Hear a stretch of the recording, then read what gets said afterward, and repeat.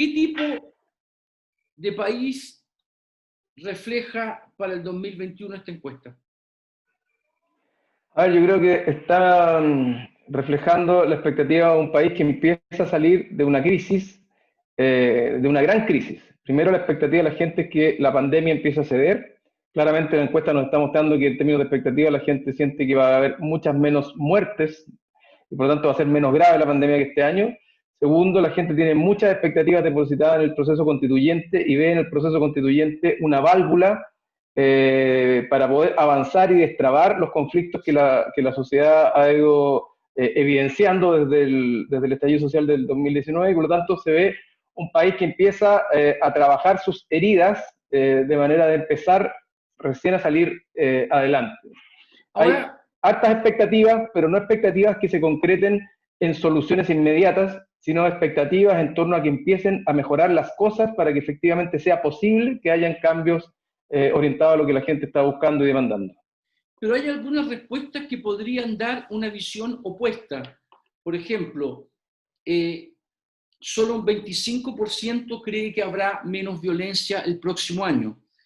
Un 38% cree que será igual y un 37% que habrá más. O sea, después, en la convención constituyente, solo el 46% cree que habrá un clima de diálogo y el 54% que primará la confrontación. Y los que creen que se alcanzarán acuerdos amplios son un 49% y los que no se alcanzarán un 51%. O sea, también se puede llegar a la conclusión de que este es un país que no está viendo mucha salida. Lo plantearía de otra manera, Cristian. Si la gente pensara que la convención constituyente va a estar plagada, por decirlo de alguna manera, a propósito de las pestes, pero plagada de puros políticos, la idea respecto de que sería muy difícil llegar a acuerdos sería mucho más masiva.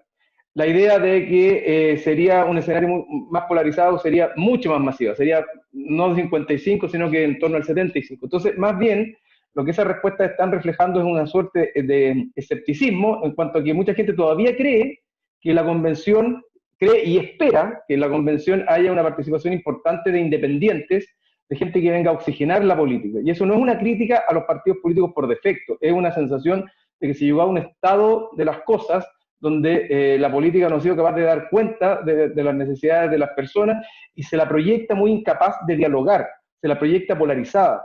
La sociedad no se percibe a sí misma polarizada, pero sí ve que la política está muy polarizada y desde esa perspectiva, al imaginarse un proceso constituyente donde haya mucho político, la sensación de que se puede generar la misma polarización que de pronto se ve en el Parlamento o que se puede generar una dificultad grande para llegar a acuerdos también está. Entonces, por eso lo planteo. Más bien, la gente no es tan ácida en esa crítica o en esa expectativa porque todavía cree y espera que haya una dosis o un número de personas independientes importantes en la convención.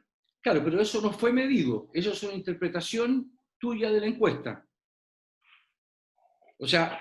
Hay muchas encuestas previas, nuestras y otras, que hablan de que la gente ve a la élite política muy polarizada y habla que la ve incapaz de llegar a acuerdos. Entonces, desde ese contexto es que la gente siente que cualquier cosa que esté de alguna manera masificada en términos de personajes, de políticos tradicionales o políticos profesionales, va a ser un espacio de mucha dificultad de llegar a acuerdos. Y eso no significa que la gente no valore los acuerdos. Al revés, siente que hay mucha dificultad para poder alcanzarlos. Bueno, cree que no, está bien, o sea, pero todavía estamos en que la población cree, la mitad, que no se van a alcanzar acuerdos amplios, por los motivos que sea. Pero tú crees que ese es un número que no es tan malo frente a lo que había en el país, pero puede seguir siendo malo, ¿no? Que la gente crea que va a haber más violencia, puede seguir siendo malo, ¿no?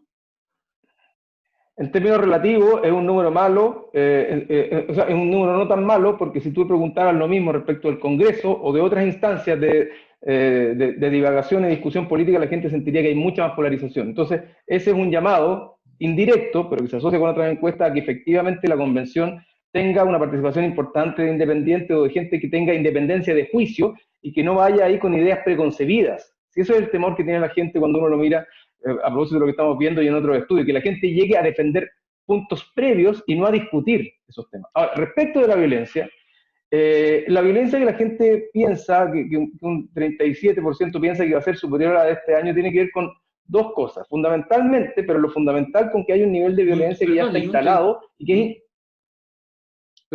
hay un nivel de violencia que ya está... Tú, por favor.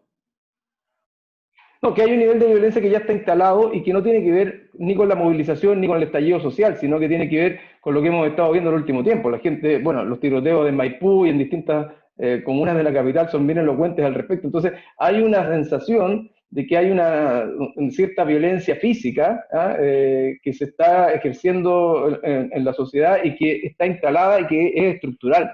Y ahí hay una angustia que es muy grande y que no tiene que ver necesariamente con la violencia derivada de las manifestaciones. Ahora, también la gente está planteando, yo creo, que la movilización social va a aumentar. Y si bien las personas separan claramente la legítima movilización de las acciones vandálicas y la violencia, sí en algún punto saben que hay un efecto no deseado, pero imposible de evitar, que es que algunos descolgados de las movilizaciones generen acciones de violencia. Digo una cosa, la evaluación de los personajes no refleja una crisis fuerte de las instituciones, al final la encabeza una persona que no estaba en la política y su forma de encarar la política es criticarla, digamos. ¿Qué te dice a ti esa lista de personajes? Bueno, la lista de personajes que la gente proyecta como los más protagónicos del 2021, que no tiene que ver con una pregunta presidencial, sino que nosotros pusimos un listado de personajes para que la gente se pronunciara respecto a cuáles consideraba más protagónicos del 2021, la encabezan gente que de alguna manera es percibida como enfrentando en términos gruesos a la élite. Hay un conflicto instalado en esta sociedad que tiene que ver con una tensión muy grande entre la ciudadanía y la élite, o lo que se ha denominado también el abajo y el arriba. Ese clivaje que se instaló con mucha fuerza después del 18 de octubre del 2019 y que estaba implícito, hoy día está con una fuerte expresión en términos de lo que la gente está proyectando como los líderes que más lo representan. Es decir, efectivamente, no tiene que ver con las instituciones a las que pertenecen los líderes o las personas que aparecen en el listado, sino que tiene que ver con las personas y cuánta capacidad de impugnación proyectan en ellos respecto de la élite tradicional, si se quiere, o del poder en general. El poder en general. Mirando el conjunto del listado y sus resultados, ¿qué proyección política tú le ves a ese listado? ¿Qué te dice? Además del conflicto élite ciudadanía, digamos. A ver, yo diría dos cosas. Uno, está muy instalado desde el punto de vista de la ciudadanía una validación de las personas claramente por sobre los partidos o las instituciones políticas. Y tú ves ahí que hay gente que está en la derecha o la centro derecha y gente que está en la izquierda, fundamentalmente, instalado. Entonces, y que tiene que ver con la puesta en escena particular de esas personas, más que con la evaluación o con la valoración que las personas tienen respecto de las instituciones a las que ellos representan. Por ejemplo, Daniel Jadwe, que está entre los 3 primeros, y Joaquín Lavín, que está entre los 4 primeros, tiene una alta valoración, pero al mismo tiempo, cuando tú preguntas en encuestas, la evaluación del Partido Comunista o la evaluación de la UDI son los partidos peor evaluados, en un contexto de muy mala evaluación de los partidos. Entonces, la gente los está sacando de la estructura de los partidos y por lo tanto está levantando a la persona y no está levantando al partido. Entonces, efectivamente, la crisis de confianza y la crisis institucional va a tener un rol muy grande en la próxima elección presidencial. No hay duda de eso. Y es algo que, entre otras cosas, está afectando fuertemente a la centroizquierda. Dentro de ese listado no hay nadie, no aparece la centroizquierda. No aparecen líderes, figuras políticas relevantes de la centroizquierda, lo que uno ve que esto está de alguna manera polarizado entre lo que podríamos denominar políticos vinculados a la centroderecha y políticos vinculados a la izquierda. Que te insisto, más que mirarlo desde el clivaje izquierda y derecha, hay que mirarlo desde un clivaje de su capacidad de impugnar a ciertas élites y su capacidad de estar lo que la gente define como más cercano a las necesidades y a las preocupaciones de las personas. Es una cosa muy personalista lo que estamos viviendo. Ya. ¿Hasta qué punto el liderazgo de Pamela Giles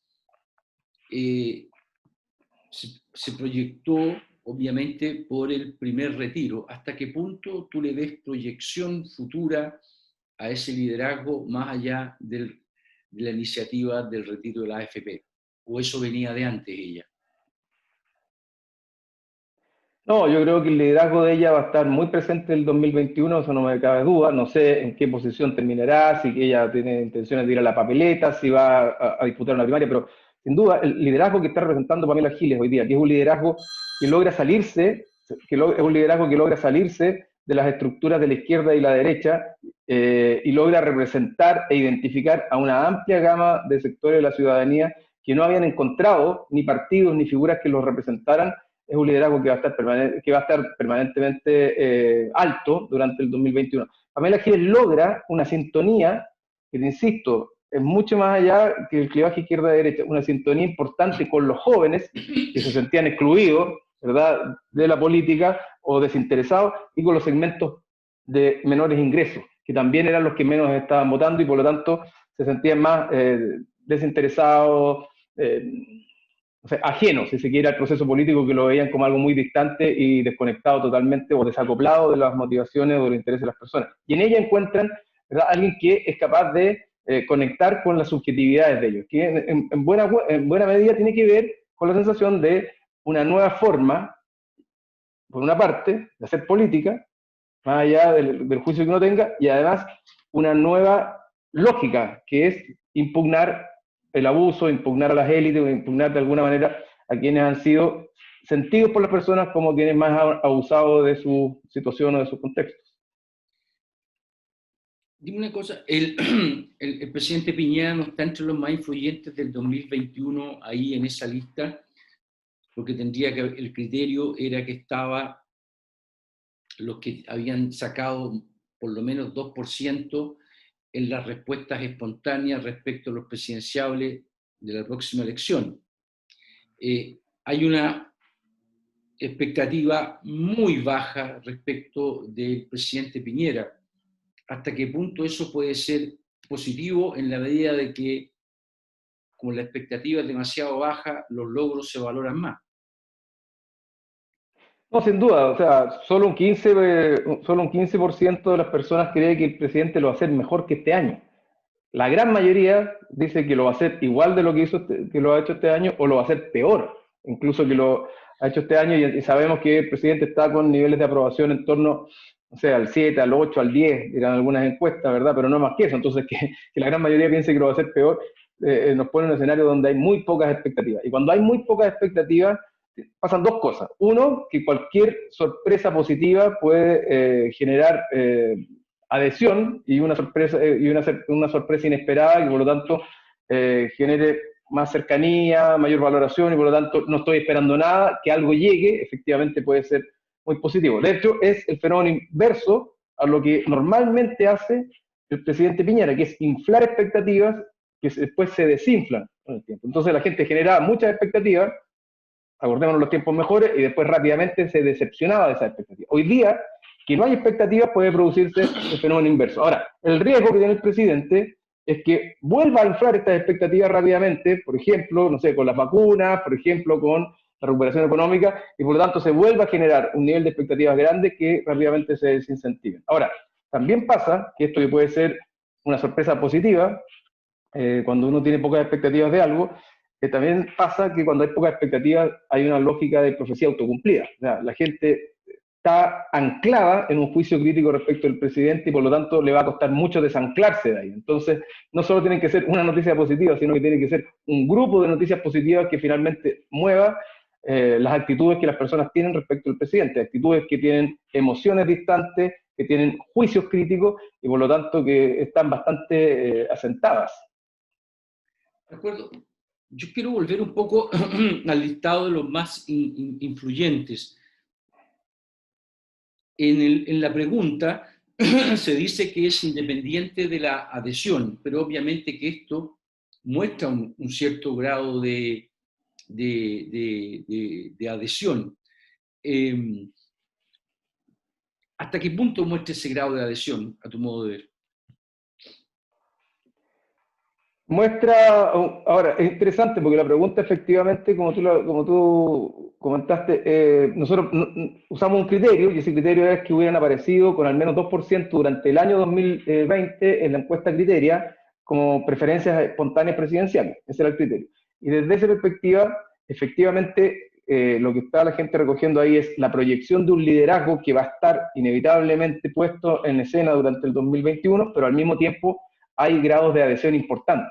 Es decir, yo no, estoy parafraseando lo que pide el pensamiento de una persona promedio, yo no creo que alguien va a ser importante si en alguna medida yo no considero que esa persona para mí es importante. Y eso te marca muy fuertemente que el escenario hoy día, en términos presidenciales, está bastante encuadrado, por ahora. Por lo tanto, tienen que haber movimientos importantes para desencuadrar eso. Y ese cuadro está fundamentalmente pintado con Pamela Giles, con Daniel Jadwe, con Joaquín Lavín, con Evelyn Matei, con Sebastián Sichel también, que aparece de manera importante. Y en el mundo ya incluso extraparlamentario y totalmente outsider, está Leonardo Farcas como alguien que también tiene un cierto grado de adhesión importante porque genera simpatías y sintonía con las personas. Ahora, eso no quiere decir que el cuadro no se vaya a mover, el escenario yo creo que está súper líquido, como hemos visto en algunas preguntas espontáneas presidenciales, la gente está marcando no mucho por los pocos que hay, mucho menos de lo que marcaban a esta misma altura de otras elecciones, por los que finalmente terminaban en la papeleta y particularmente en la segunda vuelta, por lo tanto, está todo bien líquido y bien movible durante el 2021, pero el cuadro, como empieza, es un cuadro que está muy pintado y con sus marcos muy delimitados. Cristian, tú dices que el clivaje izquierda-derecha no es el más importante, sin embargo, uno no puede dejar pasar por alto que las tres personas mejor evaluadas son mucho más identificadas con un mundo de la izquierda, y en el caso de Pamela, y de una izquierda más bien no de centro-izquierda, sino que más bien una izquierda más dura. ¿Tú crees que hay un giro del país hacia la izquierda y tú crees que la hegemonía en la izquierda va a quedar más bien en la izquierda dura que en la izquierda socialdemócrata? Yo creo que los giros son de más largo plazo, o sea, así como cuando el 2017, hace 3 años, la gente votó por el presidente Piñera, no, yo no pensaba que había un giro hacia el mercado, radical hacia el mercado. Hoy día creo que no hay un giro hacia la izquierda necesariamente, estos son procesos. Lo que sí pasa hoy día es que hay una demanda muy grande por mayor presencia del Estado. ¿Ah? Una demanda que se traduce en la expectativa que el Estado asegure ciertos derechos y que no solamente focalice las ayudas, que vaya al universalismo, ¿verdad? Y no solo, como decíamos, a la focalización. Que el Estado asegure cosas que el mercado, la gente considera que ya no pudo asegurar, ¿verdad? De manera importante. Por lo tanto, en las pensiones, el Estado tiene que tener un rol más relevante que el mercado. En salud, el Estado tiene que tener un rol más relevante que el mercado. Por lo tanto, que la conversación no esté en torno a la elección de donde yo me atiendo o donde yo busco una mejor pensión, sino que tenga más foco en el aseguramiento de ciertas cosas. Eso está. Si eso es de derecha o es de izquierda, es una definición que corresponde a las ciencias políticas, si se quiere. Evidentemente que tiene un tinte más socialdemócrata, la lógica del Estado por sobre el mercado, y evidentemente que en términos analíticos, la supremacía del neoliberalismo o del mercado está perdiendo fuerza en este momento respecto del Estado. Pero desde el punto de vista, insisto, de la mayoría de la gente, eso no tiene necesariamente que ver con ser más de izquierda o más de derecha. Gran parte de la adhesión que tiene Pamela Giles en ciertos sectores sociales se explica por la adhesión que ella produce en términos de la sintonía, por lo que representa, en términos de enfrentarse a los poderosos, que es un clivaje que ha estado súper instalado hace mucho tiempo, y de gente que es fundamentalmente independiente. ¿Qué quiere decir independiente? Que en el mismo eje izquierda-derecha marca que no se clasifica en ninguno de los puntos. La última pregunta, Cristian.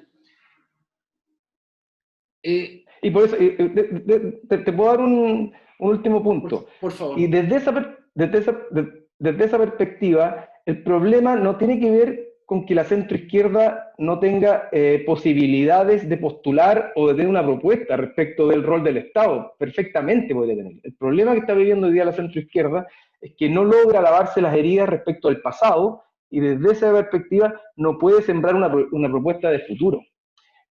La centroizquierda vive discutiendo si el pasado, la concertación, fue bueno o fue malo, y vive poco pensando en cuál es la propuesta que hace respecto del futuro. Y desde esa mirada quedan anclados en el pasado y parecen figuras que ya pasaron, a las que ya se les pasó su momento, y por lo tanto no tienen espacio para renovarse. De acuerdo. La última pregunta, pero probablemente tú me la acabas de contestar, que era por qué en este derrumbe de los partidos y de la política, la centro derecha queda mucho más en pie que la centro izquierda. La centro derecha tiene candidatos competitivos y la centro izquierda prácticamente hoy día, yo estaba mirando la encuesta Criteria, la última que hicieron, el que queda mejor parado está octavo, que Francisco Vidal tiene un 3%, y el resto es derecha versus una izquierda más dura. Una izquierda Ahora, vinculada más al hagamos una PC y distinción. afín, si tú quieres ponerlo de otra forma. Sí. Ahora, hagamos una distinción. Los que están bien parados hoy día son fundamentalmente liderazgos de centro-derecha, todos los cuales apostaron por el apruebo, primero que nada. Entonces estuvieron en sintonía con las grandes mayorías ciudadanas. Y eso es clave de entender. No es cualquier liderazgo de centro-derecha el que está ahí. Y segundo, son liderazgos que a través de la historia, particularmente en el caso de Joaquín Lavín, han demostrado ciertas condiciones que la gente valora en términos de gobernabilidad, en términos de cercanía y en términos en general de ciertos atributos que la gente tiende a valorar, y al mismo tiempo que no han tenido claramente bajo sus hombros un gobierno o la dirección de un gobierno al cual defiendan explícitamente o critiquen explícitamente. Por lo tanto, son liderazgos que tienden a hablar más del futuro que del pasado, que es distinto de lo que le pasa a los liderazgos de la centroizquierda, que digan lo que digan, en general terminan siendo vistos como parte del pasado antes que del futuro. Y lo otro que pasa, si me permite un minuto, es que la centroizquierda no logró tener un candidato en la elección pasada que sembrara una semilla respecto del futuro. No lograron en la elección pasada, lo que yo creo que sí hubieran logrado con Ricardo Lagos, haber dado explicaciones de por qué el pasado lo habían construido de esa manera y por qué querían postular al futuro. A lo mejor la centroizquierda hubiera vuelto a perder, hubiera perdido incluso a lo mejor por una distancia mayor que con Guillermo, pero hubiera sembrado una semilla para el futuro. Y esa semilla no la sembraron, y desde esa perspectiva quedaron más anclados aún al pasado. Oye, Cristian, te agradezco mucho la entrevista. ¿Hay algo importante que yo no te haya preguntado y que tú creas que es importante hablar sobre eso? Yo diría que si hay algo que uno escucha como preocupación de la clase política en general, tiene que ver con el surgimiento de los populismos. Más que definir los populismos acá, lo que sí creo es que esos populismos, de la raíz que sean, se nutren de la misma discusión y de la polarización de la clase política. Es decir, para ponerlo en lenguaje metafórico, no hay bocado más grato para alguien que quiere hacerse del clivaje populista que las peleas que se producen entre la misma clase política. Porque eso logra desafectar a la gente de toda la política en general y de todas las instituciones políticas, y por lo tanto, los que se nutren de eso son aquellos que buscan un clivaje más populista o aquello que tenga que ver con irse por fuera de los contornos de los partidos y la institucionalidad. Se me ocurre una última pregunta. Yo sé que no es tu especialidad, pero tú eres un observador bastante agudo de la política chilena. Se ha instalado una tendencia también a decir que el sistema electoral favorece la polarización y la fragmentación, lo que tiene sentido en la medida en que el sistema electoral, cuando hay voto voluntario y se pueden elegir parlamentarios con menos del 5% de los votos, de hecho el 20% del Parlamento fue electo con 5% de los votos, y eso también influye en la medida en que los candidatos les basta hablarle a los más convencidos, sin tratar de convencer a nadie para ser electo, y en la medida en que el voto voluntario hace que solo los más politizados vayan a votar. ¿Tú estás de acuerdo con eso? Yo creo ¿Qué que influencia le atribuyes? no, estoy de acuerdo, estoy de acuerdo con eso. Yo creo que para Chile, particularmente para Chile, ha sido muy pernicioso el voto voluntario. El voto voluntario en el tiempo devino en que votaban los segmentos más altos y la gente mayor, y por lo tanto dejó a más de la mitad de la población desafectada. ¿Ah? Y por lo tanto no había motivación para hablar. Entonces lo que estamos hoy día es con elecciones donde tú tienes que movilizar o hablarle a las minorías movilizadas, más que hablar a la grande mayoría. Y eso va generando subgrupos en la población y lo va dividiendo en términos de gustos, tendencias o preferencias por un determinado candidato que habla de las cosas que ese grupo pequeño le interesan hablar. Y efectivamente, la mezcla de voto voluntario con un sistema político o electoral como el que tenemos hace que se propenda a la polarización. Pero yo creo que lo más grave es el voto voluntario, el voto voluntario en esto, porque ha dejado desafectada a mucha gente de las votaciones. Ahora, la paradoja es que yo creo que la clase política se dio cuenta, el mundo político se dio cuenta de los efectos perniciosos del voto voluntario en términos de desafectar a la gente. Pero al mismo tiempo, y ahí está la paradoja, probablemente se dé cuenta que hoy día hacer una ley para que el voto sea obligatorio va a terminar favoreciendo a lo que se define como liderazgo más populista.